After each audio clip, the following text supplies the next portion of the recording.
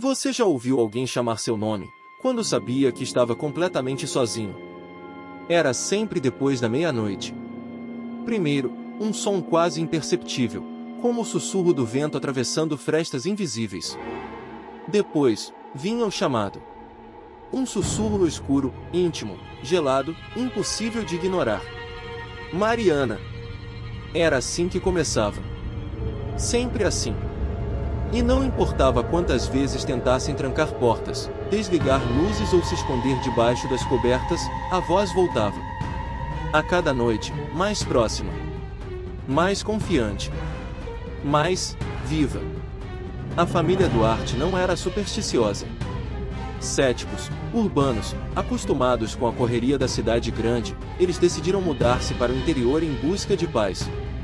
Tinham comprado aquela casa antiga por um preço que parecia bom demais para ser verdade. Um sobrado colonial com janelas altas, portas de madeira maciça e um vasto quintal de terra batida. O corretor havia dito que o imóvel era histórico, com mais de 100 anos. Mas não mencionou os outros detalhes. Não falou sobre os vizinhos que cruzavam os braços e fechavam as janelas ao cair da noite. Nem sobre o cachorro da rua que uivava olhando fixamente para o segundo andar. E, muito menos, sobre os antigos moradores que, segundo boatos, tinham sumido sem deixar vestígios. Na primeira noite, tudo pareceu normal. Cansados da mudança, os três, Eduardo, Mariana e a pequena Lúcia, de 7 anos, dormiram profundamente. Mas às 2h43 da manhã, Mariana acordou. Não soube dizer por quê. Algo a puxou do sono como um peso invisível sobre o peito. Então, ela ouviu. Mariana. A voz vinha do corredor. Mas ao espiar, não havia ninguém. Eduardo dormia ao seu lado, imóvel. E a porta do quarto da filha estava fechada. Ainda assim, aquele chamado continuava a vibrar em seus ouvidos como se estivesse sido sussurrado bem perto. No dia seguinte, Mariana achou que era impressão. Um resto de sonho. Algo que a mente inventa quando está sob tensão. Mas, na noite seguinte, foi Eduardo quem acordou suando frio. Ele havia escutado seu nome vindo do porão. Eduardo. A voz era baixa, quase carinhosa, mas sem emoção alguma. Ele desceu com uma lanterna, achando que talvez algum morador anterior tivesse deixado um rádio ligado ou um sistema de som esquecido. Mas tudo o que encontrou foi poeira, prateleiras quebradas e uma cadeira de balanço, que ainda se movia sozinha. Na terceira noite, foi a vez de Lúcia. A menina gritou.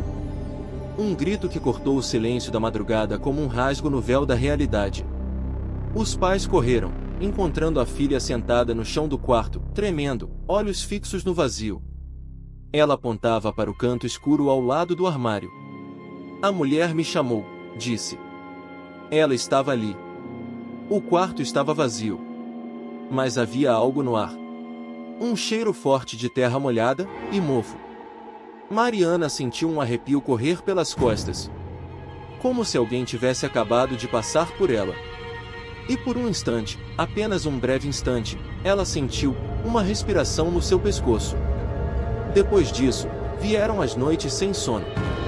As luzes acesas até o amanhecer. As orações sussurradas. A sensação constante de que estavam sendo observados. Mas o pior ainda estava por vir. Porque naquela casa, os nomes não eram apenas sussurrados no escuro. Eles eram convocados. E, uma vez chamados, eles precisavam responder. A casa ficava no alto de uma colina, rodeada por árvores antigas que sussurravam com o vento, como se murmurassem segredos em uma língua esquecida. O portão de ferro rangia com um som que parecia mais um gemido do que ferrugem. A estrada de terra que levava até a entrada era ladeada por arbustos secos, e a caixa de correio enferrujada ainda carregava o nome dos antigos donos, um nome quase apagado pelo tempo. A fachada da casa era imponente, mas algo nela parecia errado. As janelas eram grandes demais para uma construção daquele tipo, como olhos abertos demais, vigilantes, atentos. A madeira das paredes, embora restaurada, rangia constantemente, mesmo quando não havia vento. E o silêncio em volta era denso. como se a própria natureza tivesse escolhido se calar diante daquela estrutura. Mariana foi a primeira a sentir que havia algo estranho. Ela era professora, racional, cética. Sempre teve um pé atrás com qualquer tipo de superstição. Mas desde que pisou naquela casa, sentiu como se algo a observasse. Um peso nos ombros. Um arrepio contínuo que não desaparecia, mesmo sob o sol da tarde. Eduardo, seu marido, era engenheiro. Prático. Lógico. Nunca acreditou em nada além do que podia ver e tocar. Para ele, a casa era um achado, espaçosa, sólida e barata. Achava que os rumores que ouviu pela cidade eram apenas histórias de vizinhos fofoqueiros tentando assustar os recém-chegados. A pequena Lúcia, por outro lado, parecia encantada.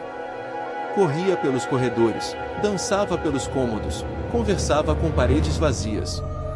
Dizia que a casa era divertida, que tinha muitos quartos secretos e que havia vozes simpáticas que cantavam para ela à noite. Na primeira semana, eles tentaram se adaptar. Pintaram algumas paredes, reorganizaram os móveis antigos que já estavam ali, tentaram ignorar os ruídos inexplicáveis. O andar de cima, por exemplo, rangia mesmo quando ninguém subia. A torneira do lavabo abria sozinha às vezes, e luzes piscavam de maneira irregular, mesmo após a troca da fiação. Mariana começou a investigar. Fez buscas sobre os antigos donos, mas encontrou pouco. Apenas uma nota de jornal desbotada, de décadas atrás, falando sobre um desaparecimento. Um casal e sua filha pequena sumiram misteriosamente. A casa ficou vazia por anos, até ser revendida várias vezes. Todos os novos donos, segundo a matéria, se mudavam em menos de 6 meses. O motivo nunca era esclarecido. Enquanto isso, Lúcia começou a mudar. A menina, antes alegre e falante, passou a ficar mais quieta. Seus desenhos mudaram, antes cheios de flores, agora mostravam figuras sombrias, olhos sem rosto e palavras riscadas com tanta força que quase furavam o papel. Mariana tentou conversar com ela, mas Lúcia apenas sorria e dizia: "Eles gostam de mim, mamãe. Eles me ouvem quando ninguém mais ouve." Na terceira noite, Mariana ouviu o sussurro pela segunda vez. Não era sonho. Não era vento. Era real, aquilo a chamou pelo nome. E ela teve certeza, a casa não estava vazia. Não por dentro. Aos poucos, os três começaram a ser afetados. Eduardo começou a ter pesadelos.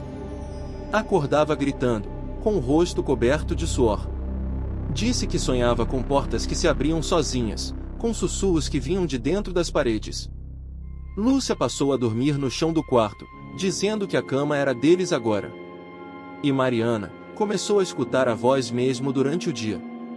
Sempre no mesmo tom. Baixo. Intenso. Como alguém chamando de dentro de um túmulo. Na cidade, os vizinhos não queriam conversar. Desviavam os olhos. Cruzavam os braços.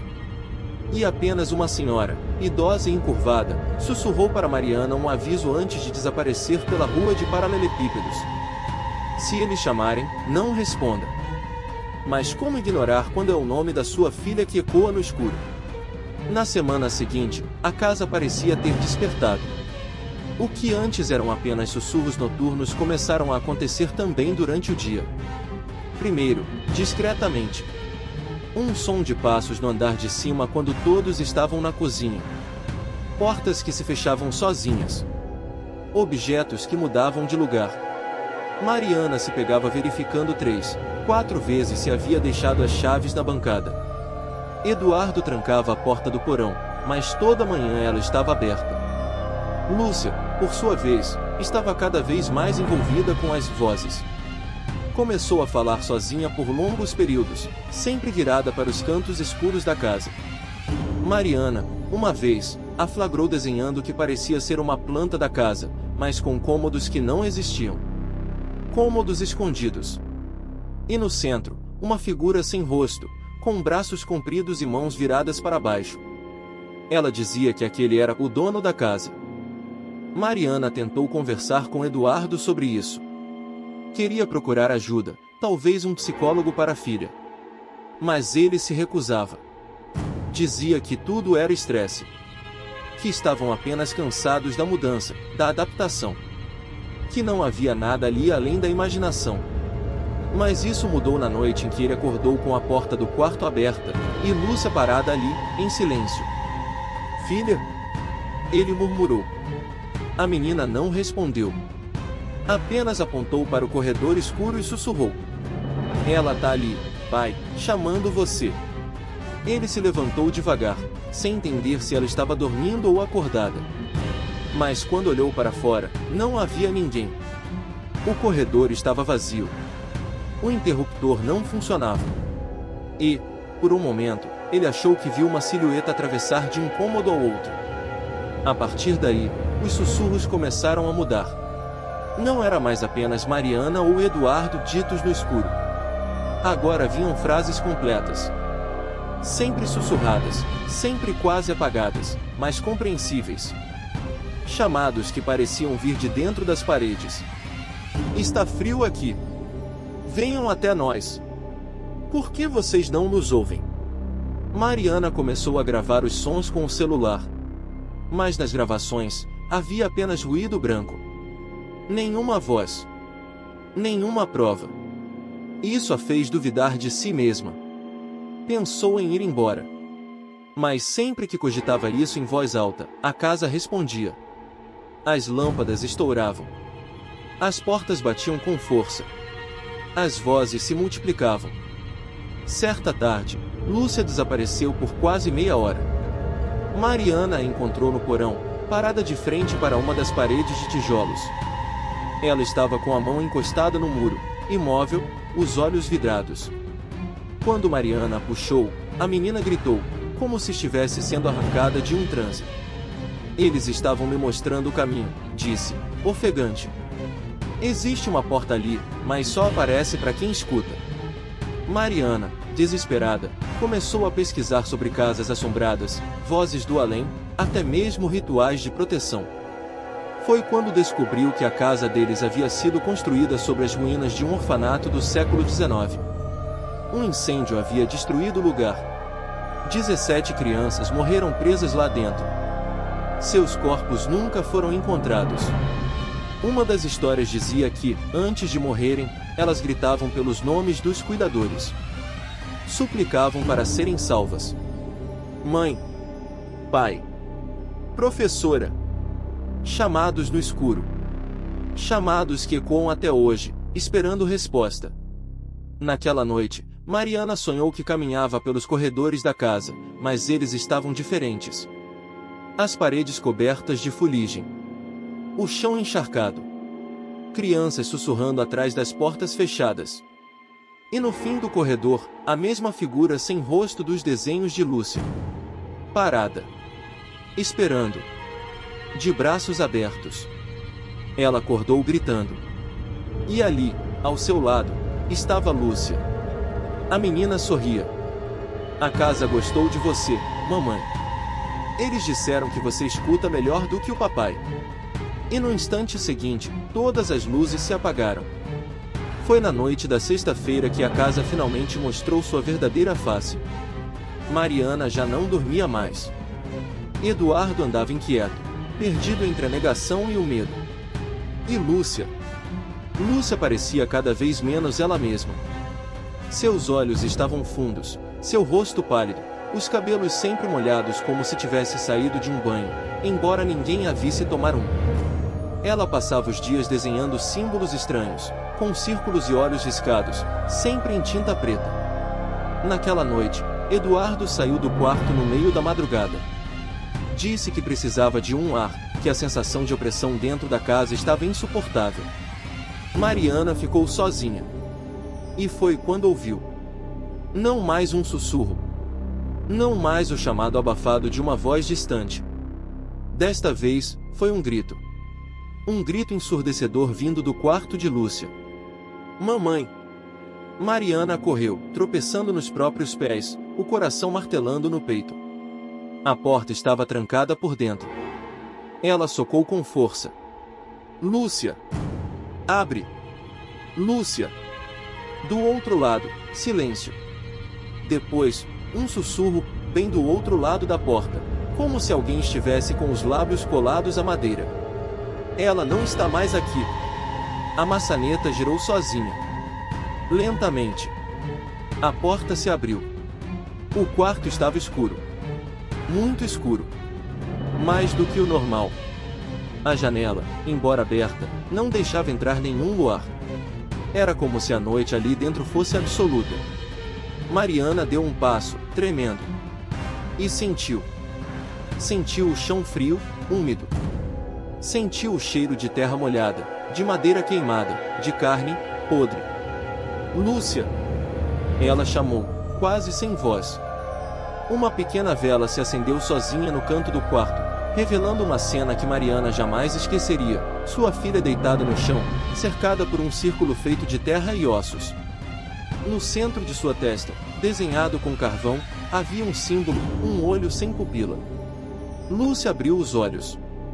Agora eu vejo o que eles veem, disse, com a voz de outra pessoa.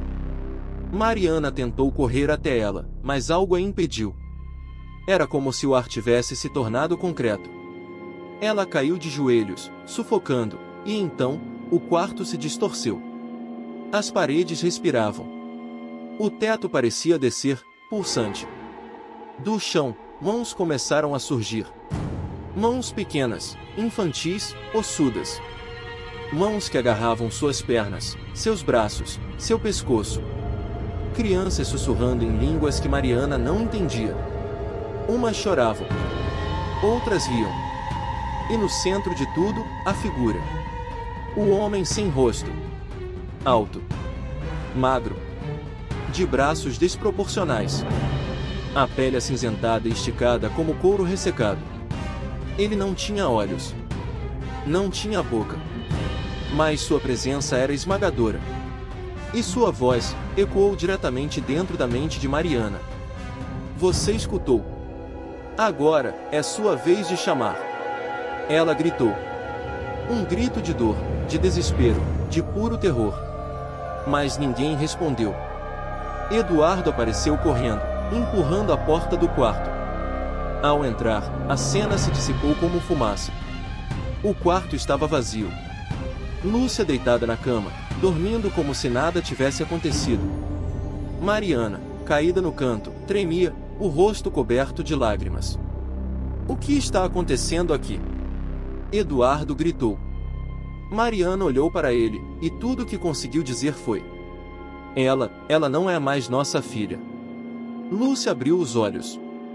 E, com um sorriso sereno, disse: A casa quer vocês também. No mesmo instante, todas as luzes da casa explodiram. Os espelhos se trincaram. E do andar de baixo, vieram dezenas de vozes chamando ao mesmo tempo. Mariana. Eduardo. Lúcia. Mas agora, havia outros nomes. Nomes que eles não conheciam. Nomes que nunca haviam sido pronunciados naquela casa. E todos eles estavam sendo chamados ao mesmo tempo. Depois daquela noite, nada voltou ao normal. Mariana e Eduardo decidiram deixar a casa. Arrumaram malas às pressas, ignorando o frio que parecia emanar das paredes, os estalos que vinham do forro, os olhos que achavam ver refletidos nas janelas. Pegaram Lúcia, ainda quieta, ainda sorrindo daquele jeito estranho, e colocaram-na no carro. Não olharam para trás. Mas a estrada parecia não terminar. A cada quilômetro percorrido, a neblina aumentava. O GPS não funcionava. Os postes de luz sumiam. A vegetação era sempre a mesma. Árvores retorcidas, sombras longas demais, curvas que pareciam se repetir. Foi Eduardo quem notou primeiro. Nós já passamos por esse cruzamento, murmurou. Mariana olhou pela janela e sentiu um arrepio percorrer sua espinha. Era verdade. Aquela placa quebrada, aquela cerca caída, aquele campo seco, tudo idêntico. Como se estivessem presos em um ciclo. Lúcia, no banco de trás, cantava. Uma canção sem melodia clara. Algo infantil, mas ao mesmo tempo antigo. Quase ritualístico. Eles tentaram voltar. refazer o caminho. Mas a estrada parecia brincar com eles. O horizonte se movia. As árvores sussurravam nomes. Em certo ponto, perceberam que, não importa para onde fossem, a casa sempre aparecia de novo.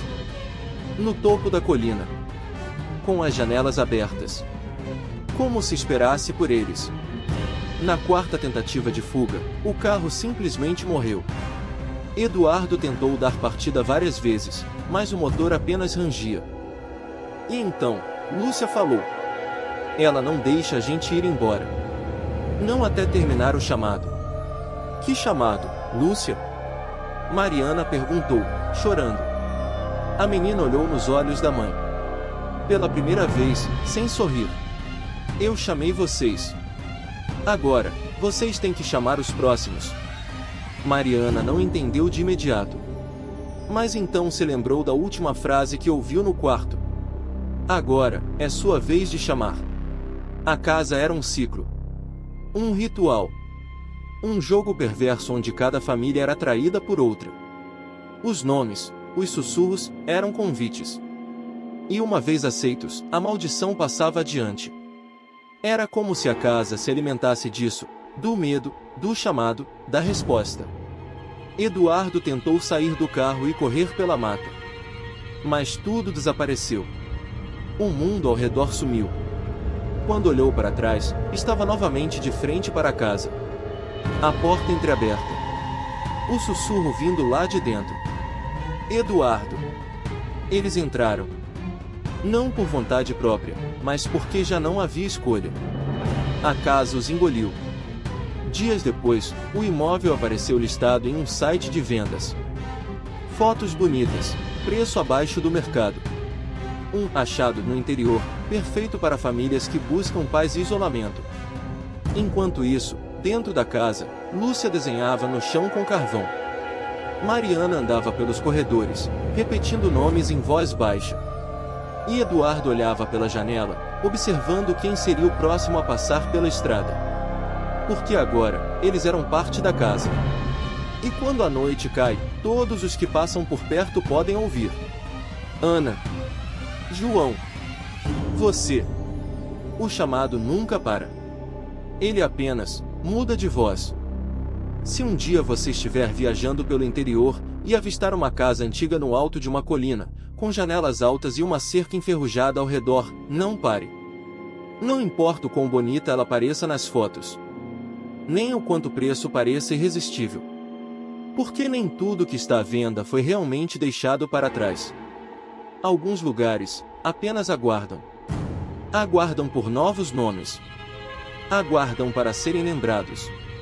E talvez, por alguém como você. Você pode até pensar que não há problema em responder quando ouvir seu nome no escuro. Que é só o vento. Só um sonho. Só o cansaço. Mas se ouvir alguém chamar, você não responda. A não ser que esteja pronto para nunca mais sair. Porque existem casas que guardam memórias. E existem casas que se alimentam delas. Essa foi a casa que sussurra. Agora me diga. Você já ouviu alguém chamar o seu nome, quando tinha certeza de que estava sozinho? Se gostou dessa história, confira outras aqui do canal e comente o que achou. Deixe seu like, se inscreva e compartilhe com alguém que adora histórias de arrepiar. Nos encontramos no próximo pesadelo.